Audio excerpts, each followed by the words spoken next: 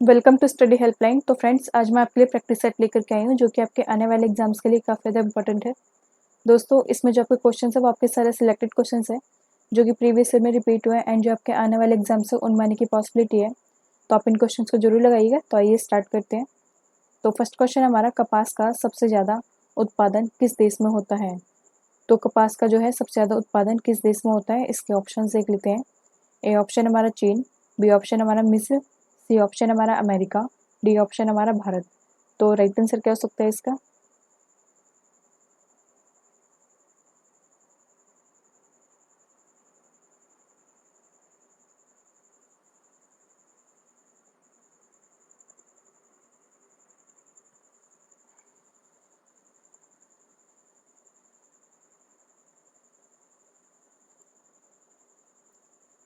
इसका right answer है option number सी, America इसका राइट आंसर है। कपास का जो सबसे ज़्यादा उत्पादन होता है वह आपका अमेरिका में होता है। तो आइए और जान लेते हैं इसके बारे में। संयुक्त राज्य अमेरिका कपास उत्पादन का विश्व में सबसे बड़ा उत्पादक देश है। यहाँ विश्व का लगभग 22% कपास जो है पैदा किया जाता है। जो आपका संयुक्त राज्य अमेरिका है यह विश्व का जो है सबसे बड़ा उत्पादक देश है कपास का। और यहाँ पर जो है विश्व का लगभग 22% यानी कि 22% जो है यहाँ पे कपास का जो है पैदा किया जाता है। तो आइए नेक्स्ट क्वेश्चन पे चलते हैं। तो सेकंड क्वेश्चन हमारा, अंतरिक्ष में सर्वाधिक प्रवास करने वाली महिला अंतरिक्ष यात्री हैं। तो इसमें यह पूछा गया है अंतरिक्ष में सबसे ज़्यादा टाइम तक जो है रहने वाली महिला इसमें से कौन सी है। इनके ऑप्शन देख लेते हैं। ए ऑप्शन हमारा कल्पना चावला, बी ऑप्शन हमारा क्रिस्टीना कोच, सी ऑप्शन हमारा शेनिन ल्यूसिड, डी ऑप्शन हमारा पमेला मिल रहा है। तो राइट आंसर क्या हो सकता है इसका?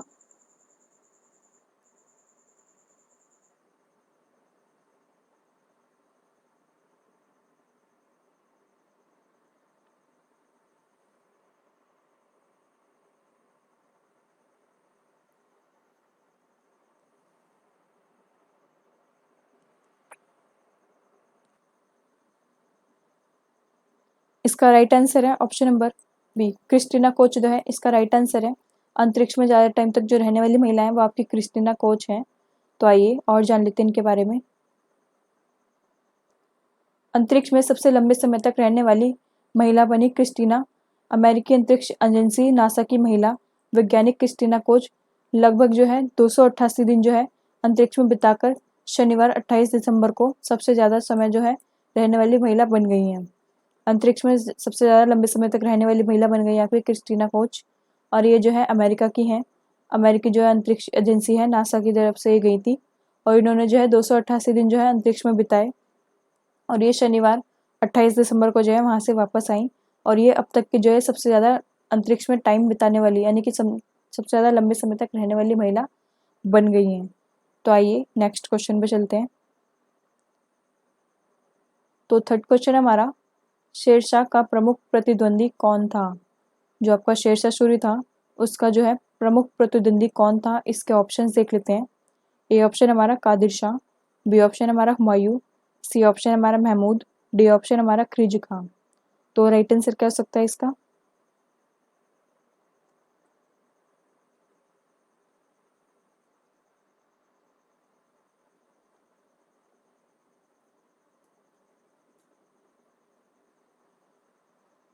इसका राइट आंसर है ऑप्शन नंबर बी, हुमायूं इसका राइट आंसर है। शेरशाह का जो है प्रमुख प्रतिद्वंदी हुमायूं था। तो आइए और जान लेते हैं। सन 1539 में शेरशाह को चौसा की लड़ाई में हुमायूं का सामना करना पड़ा। 1539 में जो है आपकी शेरशाह सूरी और हुमायूं के बीच लड़ाई हुई थी जिसे चौसा की लड़ाई कहा जाता है, जिसमें जो है शेरशाह सूरी जीत गया था। और इस लड़ाई में जो है शेरशाह सूरी इसमें जीत गया था चौसा की लड़ाई में। 1540 ईस्वी में शेरशाह ने हुमायूं को पुनः हराकर भारत छोड़ने पर जो है मजबूर कर दिया था। इसमें 1540 में जो है आपका दोबारा से युद्ध हुआ था और इसमें जो है पुनः हुमायूं की हार हुई थी और हुमायूं को जो है अपना साम्राज्य छोड़ करके जाना पड़ा था।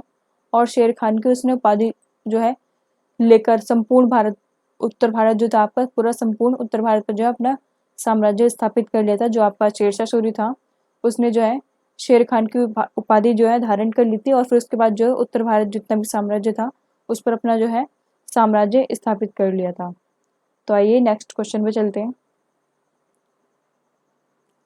तो फोर्थ क्वेश्चन हमारा, निम्न में से कौन सा राज्य भारत पाकिस्तान की सीमा के पास स्थित है? इनमें से जो है कौन सा राज्य भारत पाकिस्तान की सीमा के पास स्थित है? तो इसके ऑप्शंस देख लेते हैं। ए ऑप्शन हमारा गुजरात, बी ऑप्शन हमारा मध्य प्रदेश, सी ऑप्शन हमारा राजस्थान, डी ऑप्शन हमारा उत्तर प्रदेश। तो राइट आंसर क्या हो सकता है इसका?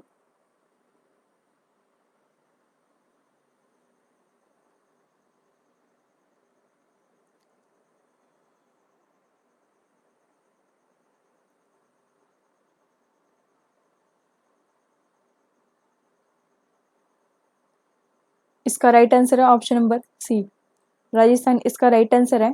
भारत पाकिस्तान की सीमा के पास जो है वह राजस्थान राज्य है। तो आइए और जान लेते हैं। भारत और पाकिस्तान सीमा अंतर्राष्ट्रीय सीमा आईबी के रूप में भारत और पाकिस्तान के बीच एक अंतर्राष्ट्रीय सीमा है जो भारतीय राज्य को पाकिस्तान के 4 प्रांतों से अलग करती है। भारतीय राज्य के जो है 4 प्रांत, जो पाकिस्तान के 4 प्रांत हैं उससे अलग करती है। एक ये आईबी जो है ये एक आपकी अंतर्राष्ट्रीय सीमा रेखा है जो कि भारत और पाकिस्तान को जो है अलग अलग, मतलब कि इनकी सीमाएं जो है डिवाइड करती है। तो आइए नेक्स्ट क्वेश्चन पे चलते हैं। तो फिफ्थ क्वेश्चन हमारा, दिल्ली के पूर्व में कौन सा राज्य स्थित है? तो दिल्ली के पूर्व में कौन सा राज्य स्थित है, इसके ऑप्शन देख लेते हैं। ए ऑप्शन हमारा पंजाब, बी ऑप्शन हमारा हरियाणा, सी ऑप्शन हमारा राजस्थान, डी ऑप्शन हमारा उत्तर प्रदेश। तो राइट आंसर क्या हो सकता है इसका?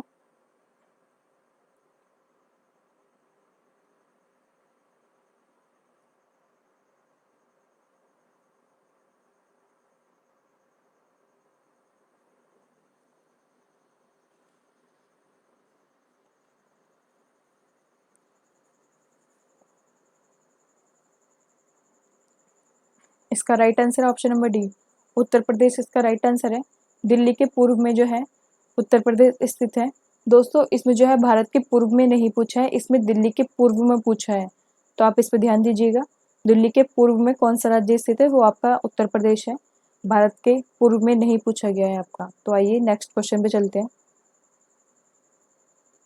तो सिक्स क्वेश्चन हमारा, मुगल शासक बाबर ने दिल्ली की सत्ता पर अधिकार किया था?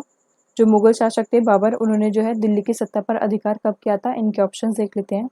ए ऑप्शन हमारा 1526 ईस्वी में, बी ऑप्शन हमारा 1564 ईस्वी में, सी ऑप्शन हमारा 1497 ईस्वी में, डी ऑप्शन हमारा 1459 ईस्वी में। तो राइट आंसर क्या हो सकता है इसका?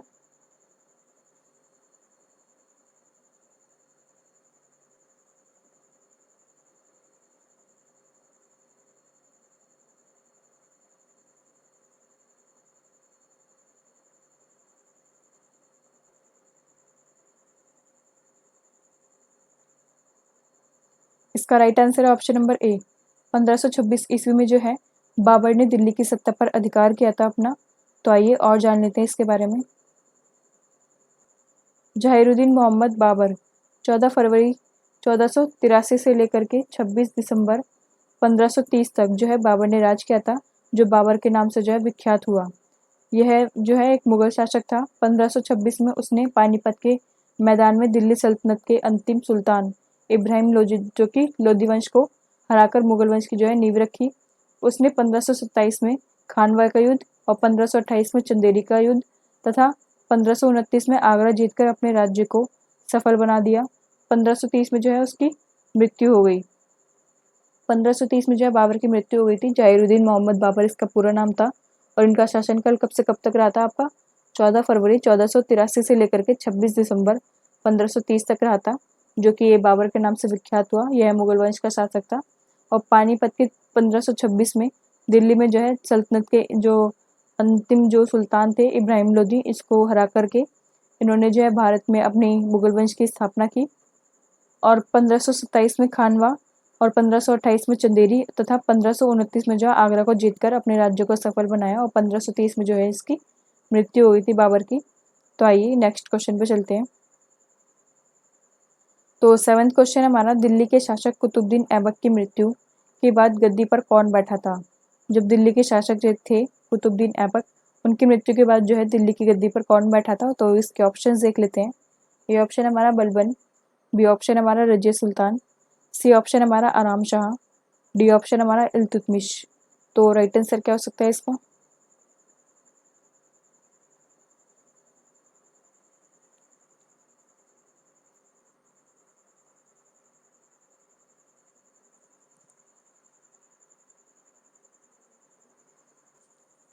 इसका राइट आंसर है ऑप्शन नंबर सी, आराम शाह इसका राइट आंसर है। दिल्ली के शासक जो है कुतुबुद्दीन ऐबक की मृत्यु के बाद जो है आराम शाह दिल्ली की गद्दी पर बैठा था।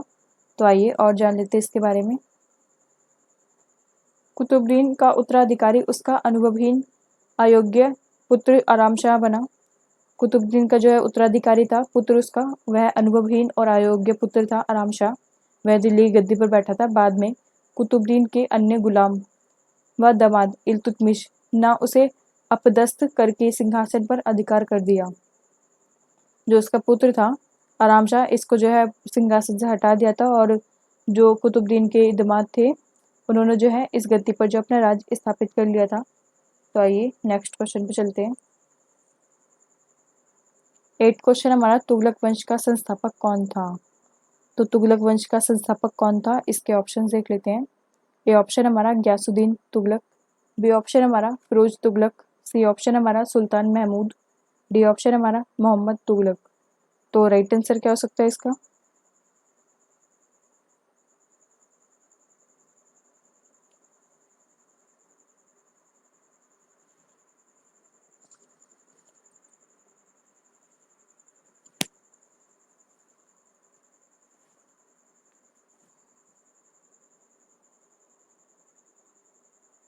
इसका राइट आंसर है option number A, Ghiyasuddin Tughlaq इसका राइट आंसर है।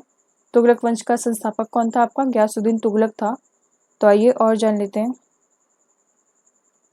गयासुद्दीन ने एक नए वंश अर्थात तुगलक वंश की स्थापना की। गयासुद्दीन ने जो है एक नए वंश की स्थापना की थी जिसका नाम क्या था आपका? तुगलक वंश था, जिसने जो है 1414 तक राज किया।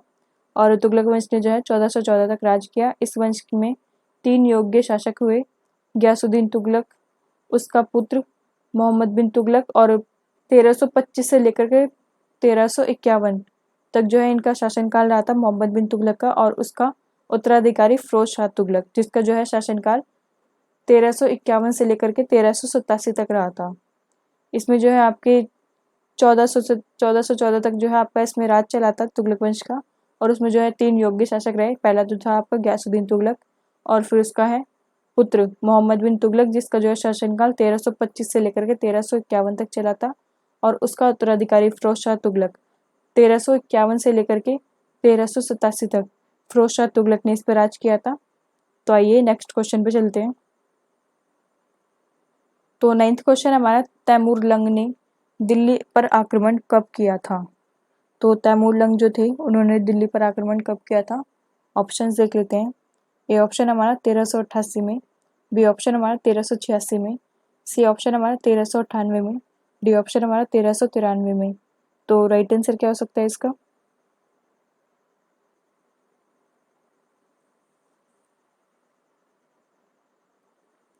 इसका right answer option number C, 1398 में जो है तैमूरलंग ने दिल्ली पर आक्रमण किया था। तो आइए नेक्स्ट क्वेश्चन पे चलते हैं। 10th क्वेश्चन हमारा, निम्न में से लोदी वंश का संस्थापक कौन था? तो निम्न में से जो है लोदी वंश का संस्थापक कौन था, इसका ऑप्शन देख लेते हैं। ए ऑप्शन हमारा इब्राहिम लोदी, बी ऑप्शन हमारा सिकंदर लोदी, सी ऑप्शन हमारा बहलोल लोदी, डी ऑप्शन हमारा इनमें से कोई नहीं। तो राइट आंसर क्या हो सकता है इसका?